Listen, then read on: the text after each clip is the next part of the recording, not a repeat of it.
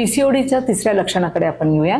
आता हे सगळ्यात महत्त्वाचं, हे मी तुम्हाला का सांगते ही लक्षणं डिटेलमध्ये, कारण की पीसीओडी बद्दल खूप मिसकन्सेप्शन लोकांच्या, स्त्रियांच्या मनामध्ये आहे। कुठलाही, मला खूप मुली येतात, मॅडम मला पीसीओडी आहे। अगं तुला का पीसीओडी आहे? नाही, मला कोणीतरी सांगितलं म्हणून मला पीसीओडी आहे, किंवा माझ्या मैत्रिणीला पीसीओडी आहे म्हणून आपण तोच म्हणतो। तर नाही, पीसीओडी साठी काही क्रायटेरियाज ठरवलेले आहेत। जेव्हा ही 2 किंवा 3 लक्षणं, तरच तुम्ही म्हणू शकता तुम्हाला पीसीओडी आहे। तर तिसरं महत्त्वाचं जे लक्षण आहे तो म्हणजे सोनोग्राफीचा रिपोर्ट।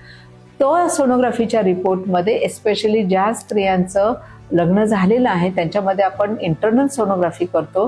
त्या इंटरनल सोनोग्राफीमध्ये जर बीजांडकोशाचं आकारमान वाढलेलं असेल, त्याच्यामध्ये दिसणारी जी छोटी बीज आहेत त्यांची संख्या वाढलेली असेल, नॉर्मली आपल्याला 15 ते 20 बीज दोन्ही अंडाशयामध्ये मिळून दिसतात। जर दोन्हीतलं प्रमाण 20च्या पुढे गेलं तर आपण त्याला म्हणतो की तुला पीसीओडीचा अपीअरन्स सोनोग्राफीमध्ये आहे।